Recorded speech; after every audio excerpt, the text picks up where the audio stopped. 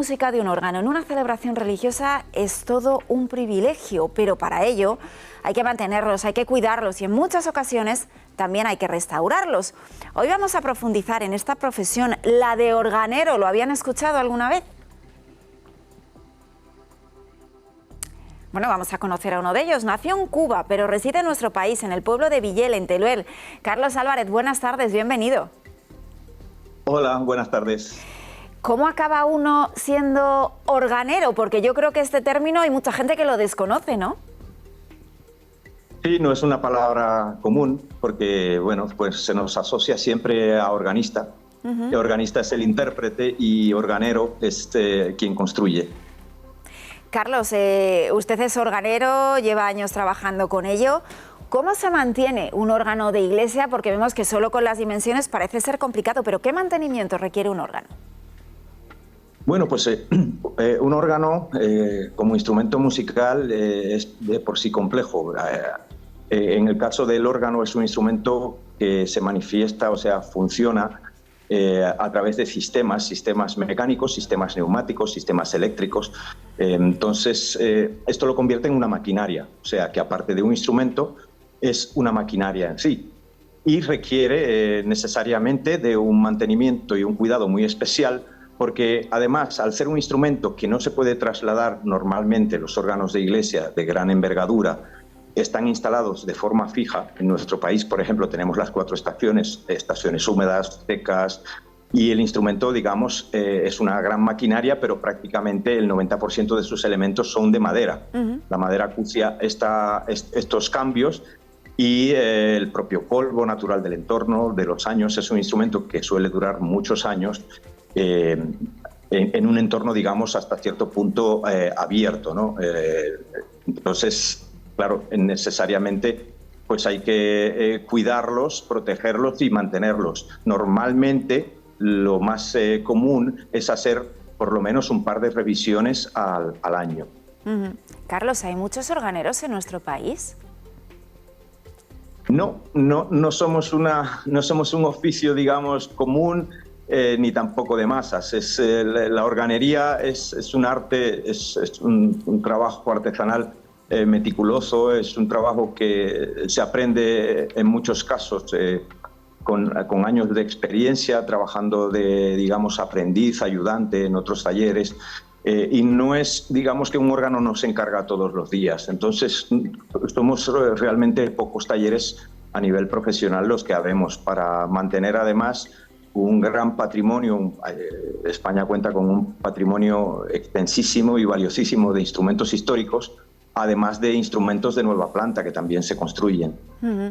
Carlos, usted está también ahora, además, en un sitio muy especial, ¿no? En una parroquia de Letur, restaurando uno de esos órganos afectados por la dana, ¿verdad? Sí. En este caso se trata de un instrumento de nueva planta que está colocado justo detrás de mí. Un poco, a lo mejor, la imagen da que pensar en un instrumento de tipo antiguo, pero en realidad es la intención que se tomó, o sea, hacer un instrumento, digamos, hasta cierto punto acorde, no agresivo con el entorno visual que tiene en la iglesia, y por eso tiene esta apariencia que cualquiera puede pensar que se trata de un instrumento histórico. Desafortunadamente, este instrumento ha padecido hasta cierto punto pues la desgracia de la dana, del temporal que ocurrió aquí, y justo en ese momento los compañeros de nuestro taller estaban trabajando cuando ocurrió la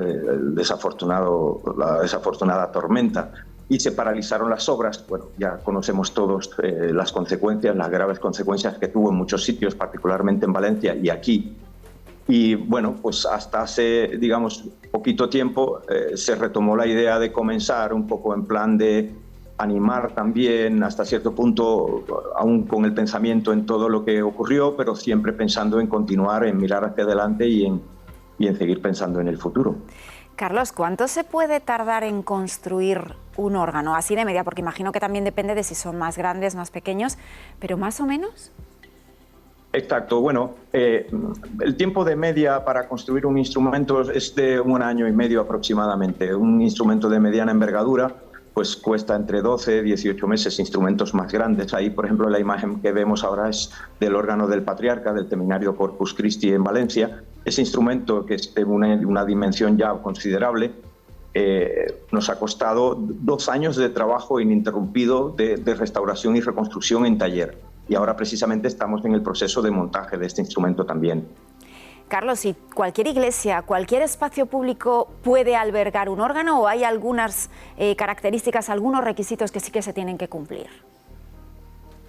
En el caso del órgano, verdaderamente la música de órgano, independientemente de que puede estar colocado en auditorios, incluso auditorios al aire libre, como los hay también, o en casas particulares, pero ciertamente el entorno, la acústica de una iglesia, digamos que es su naturaleza, es el sitio donde mejor normalmente, porque también tenemos iglesias que tienen acústicas más favorables o desfavorables, pero digamos que el órgano necesita tener un entorno hasta cierto punto.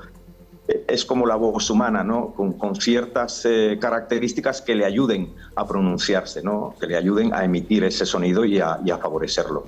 Y las iglesias son particularmente ese entorno que les favorece. Carlos, yo no sé, Organeros me decía que hay pocos organistas, es decir, los que lo tocan. ¿Hay más? ¿Tiene que haber también un trabajo conjunto entre el organista y el organero para que un órgano funcione perfectamente? Sí, desde luego, es un trabajo en conjunto, es un trabajo en cooperación. Evidentemente, el organista es quien interpreta, normalmente el organista es quien compone para órgano, aunque hay otros compositores que, no habiendo desarrollado la carrera de organista, también digamos que se introducen en la composición para el instrumento. Pero siempre es un trabajo de colaboración, siempre es un trabajo de intercambio de pensamientos, de criterios, con aportaciones, a veces con contradicciones, porque en fin, el órgano no deja de ser un instrumento complejo que se puede manifestar de determinadas formas o no. Entonces, a veces digamos que los deseos no todos se pueden llevar a efecto y no todos se pueden cumplir porque la realidad pues contradice quizás ese tipo de intereses o de soluciones o de pensamientos. La música es un campo abierto, la composición es un campo abierto y muchas veces pues digamos que lo que se quiere decir, lo que se quiere transmitir mediante la composición pues no se comporta con la realidad de la forma equivalente. Porque, Carlos, podríamos decir que cada órgano es único, que se adapta a un espacio, que suena diferente y que manos como las suyas lo miman y lo cuidan y lo mantienen durante el tiempo. Sí, el órgano precisamente es de los pocos instrumentos que no se ha logrado reproducir de forma, digamos, de forma... que se pueda repetir, que se pueda hacer de una manera como máquinas, ¿no? Sí, de que se pueda reproducir fácilmente. Exacto, mantiene una intención de proceso artesanal, no industrial. Eso es. Entonces, ¿por qué? Porque el órgano es un instrumento que, primero, para pensarlo, hay que ver el entorno donde él se va a expresar. Entonces, los organeros tenemos que, cuando recibimos un encargo, un pedido, pues tenemos que acudir al sitio, ver la relación espacio, dimensión, o sea, una serie de parámetros que son necesarios para, digamos, construir o diseñar o pensar un instrumento razonable y acorde al entorno en el que se va a desarrollar. Pues Carlos Álvarez, organero, hemos aprendido mucho, hemos conocido un poquito más detalles de este instrumento tan especial y tan único, como usted dice, que además requiere ese cuidado para que todo vaya bien. Carlos, muchísimas gracias por explicarnos cómo es el trabajo de un organero, que, ojo, es desconocido para muchos. Gracias. Muy bien, gracias, buenas tardes. Bueno, seguimos en unos minutos, abrimos nuestra mesa de tertulia.